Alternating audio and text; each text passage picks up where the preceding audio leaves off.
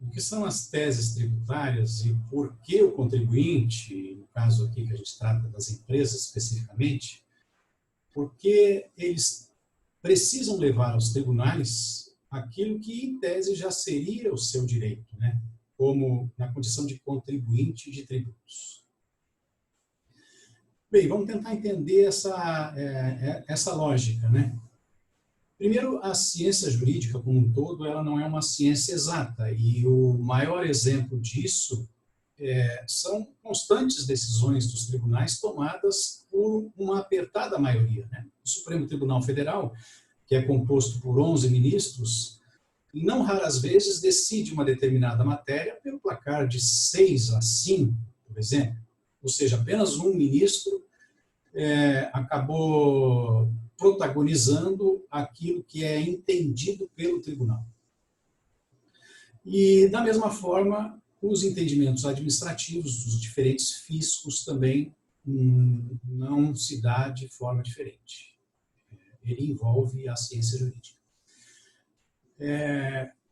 Para a gente ter uma ideia do que são os fiscos, nós precisamos entender que cada esfera tem o seu órgão arrecadador, o seu órgão que cobra os tributos na sua esfera. Então, nós temos a nível nacional a Receita Federal do Brasil, a nível estadual a Fazenda Estadual, os municípios têm as suas fazendas municipais, cada um interpretando a legislação e cobrando os tributos que lhes são concernentes. O fato é que nesse caminho de interpretação e aplicação da legislação tributária, muitas vezes ocorre uma certa divergência entre aqueles que interpretam a ciência jurídica e analisam os fatos sob a ótica dos contribuintes. Então, quando um jurista ele vai interpretar a legislação tributária sob essa ótica, né, a ótica do contribuinte, não raras vezes ele tem um entendimento divergente daqueles que vêm sendo aplicados pelos órgãos de arrecadação. Nessa situação, então, é o que se dá o que a gente chama de divergência ou conflito de interpretação, né? Nessa divergência, nesse conflito de interpretação, o contribuinte de um lado entende num sentido e o fisco entende no outro sentido, o contribuinte pode levar essa divergência, o seu entendimento, ao próprio órgão arrecadatório e esse órgão, então, elaborará um parecer que vai concluir pela confirmação do seu entendimento ou mesmo poderá acolher aquela tese trazida pelo contribuinte. Se, no caso específico, o órgão arrecadador ratificar, confirmar o entendimento que vem sendo aplicado por ele, ao contribuinte restará, então, dois caminhos. Ele acolhe esse entendimento do fisco e permanece, então, pagando os tributos da forma que este órgão arrecadador cobra, ou ele ajuiza uma ação judicial para fazer com que o judiciário apresente a solução, né, que será, então, definitiva para o seu caso. E o que o contribuinte pode esperar, então, de uma ação que discute uma determinada tese tributária? Bom, no caso de vitória, né, se a ação for procedente, ele então poderá ser ressarcido daqueles tributos pagos em desconformidade à decisão judicial, ou no caso de derrota, então, se a ação for improcedente, nada vai mudar, né? Ele já continua pagando de forma que ele entende regular, mas o fisco entende que é a devida, e ele acaba não tendo, então, prejuízo nenhum se não tomou alguma medida durante o andamento do processo.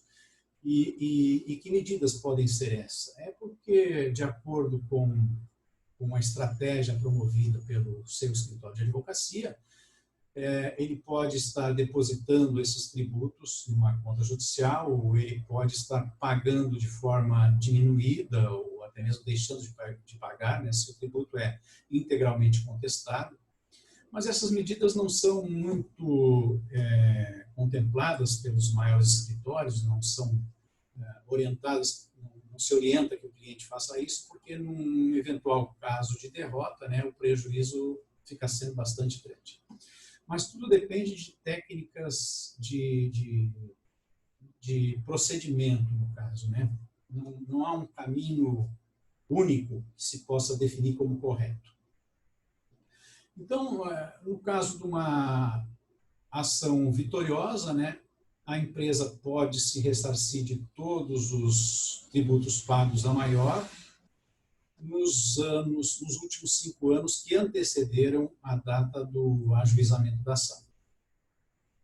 Porque o direito contempla, o direito tributário especificamente, contempla o prazo prescricional de 5 anos. O contribuinte só pode receber de volta os tributos que pagou durante esse período de 5 anos, desde a data do pagamento. Porém, a partir do momento em que ele ajuiza uma ação judicial, ele vai levar ao judiciário a discussão da regularidade ou irregularidade daquele tributo, esse prazo prescricional ele fica suspenso. Daí porque lá no fim, quando se der a sentença, ele terá direito a ser ressarcido, compensar os seus tributos, recolhidos desde os 5 anos a partir da data do ajuizamento da ação. Então, com base nessa realidade, que prejuízos ou que vantagens podem ter um contribuinte ou uma empresa ao levar a sua demanda ao judiciário? Se, porventura, ele for derrotado no processo, a depender do que ele contratou com o seu advogado, seu escritório de advocacia, se os profissionais são aqueles que atuam somente no êxito, ele não vai ter prejuízo nenhum além das custas judiciais. E se obtiver a vitória no processo, ele vai então receber de volta os tributos de todo aquele período, né, do quinquênio, durante o prazo de duração do processo e mais o quinquênio anterior à data do ajuizamento da ação. E, a depender do valor, este crédito pode ser de uma grande monta. É o caso que a gente vem vendo as notícias aí muito publicadas na mídia, referentemente àquela ação da exclusão do ICMS da base de cálculo do PIS/COFINS. Essa ação, a discussão dessa tese teve início há muitos anos atrás, quando vigorava o entendimento, até mesmo simulado, né, objeto de súmula do STJ, dizendo que o ICMS integrava a base de cálculo da apuração do PIS e COFINS. Ou seja, apenas para dar um entendimento superficial a respeito da matéria, quando a empresa apura o seu faturamento, ela engloba nesse faturamento os valores que ela paga de tributo. Então, quando vai efetuar pagamento de tributos que tem como base de cálculo o faturamento da empresa, naquele valor está não só o preço das suas mercadorias, mas também os valores de tributos que estão englobados no preço, né? Então, o que o Supremo Tribunal Federal passou a entender a partir de 2017, acolhendo então as teses de advogados que ajuizaram suas ações muitos anos e até décadas antes disso, é que esse valor de ICMS ele não faz parte da base de cálculo do PIS e da COFINS. Então, vamos supor que o faturamento da empresa seja 1 milhão, se nesse faturamento tem lá 200 mil, para nós arredondarmos os valores, tem 200 mil de ICMS, o PIS e a COFINS não será calculado sobre 1 milhão, mas será calculado sobre 800 mil reais. É uma diferença que, no decorrer dos meses e anos, e até mesmo décadas, dá valores bem significativos. Como a gente viu também, essas teses tributárias, na sua grande maioria, se não na totalidade hoje, de acordo com as organizações das procuradorias fiscais, elas precisam ser respaldadas pelos tribunais superiores. A depender do conteúdo da matéria, se é constitucional ou infraconstitucional, o Supremo Tribunal Federal ou o Superior Tribunal de Justiça precisa acolher esta tese dos contribuintes para, então, o contribuinte deixar de recolher o tributo da forma que o fisco o exige. Se essas teses precisam ser contempladas ou respaldadas por decisões de tribunais superiores, é porque a empresa, então, não pode contratar um advogado qualquer, um advogado não especialista, para ajuizar essas teses. Haja vista que elas serão ou não contempladas pelos tribunais superiores e daí aplicadas a todas as ações. É que, na verdade, não é bem assim. A ação judicial ou o processo judicial, ela tem vários atos, tem várias particularidades, várias especificidades que nem sempre desaguam no mesmo resultado. Então, o fato de nós escolhermos profissionais que não são especializados na área é tanto quanto, mal comparando as situações, mas é tanto quanto a gente fazer uma cirurgia plástica com um médico cirurgião geral. Ele não vai ter o conhecimento técnico adequado para chegar no mesmo objetivo que um especialista chegaria. Então, o que eu quero resumir aqui é que, para a empresa, para o contribuinte, sempre vai valer a pena levar ao judiciário as suas teses, desde que não sejam elas mirabolantes, né? Não sejam teratológicas, como nós falamos, porque, no caso de derrota, o prejuízo vai ser apenas as custas judiciais. Quanto é essas custas judiciais, afinal? Na Justiça Federal, há um limite, um patamar de custas que não chega a R$1.000 por cada fase processual, mas que também não pode superar na sua totalidade este valor. Nas justiças estaduais, nos tribunais estaduais, esses valores de custas costumam ser bem maiores, mas também não são assim valores tão desproporcionais ou tão maiores que impeçam os contribuintes de fazer uso do judiciário sem colocar em risco um patrimônio gigantesco.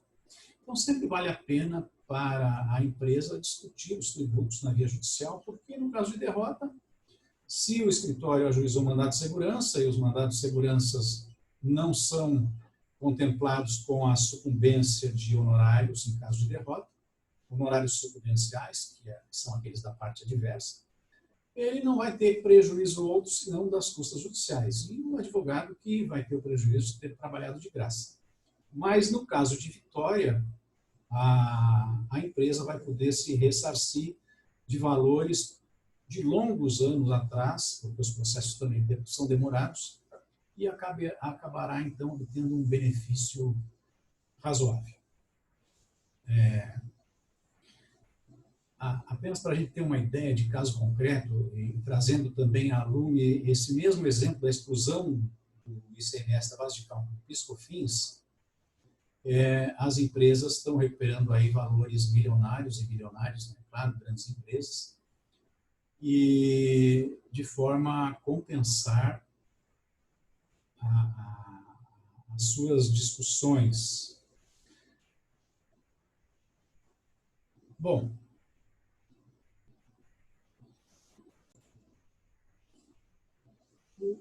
o que eu quero dizer é que muitas são as teses tributárias que estão aí já formadas por tributaristas de respaldo, né, de grande conhecimento jurídico, e estão aí à disposição das empresas para serem ajuizadas. E, claro, que sempre se recomenda que se utilize de profissionais gabaritados, especialistas na área, porque às vezes, o que pode parecer barato no início da contratação acabará sendo caro ao final do processo, né? Então, espero ter tirado as dúvidas de alguns pontos aí sobre as teses tributárias, ficando aqui à disposição e convidando a todos para que acompanhem os nossos vídeos, nossos textos, sobre as mais recentes matérias das questões tributárias em voga no nosso país. Forte abraço a todos.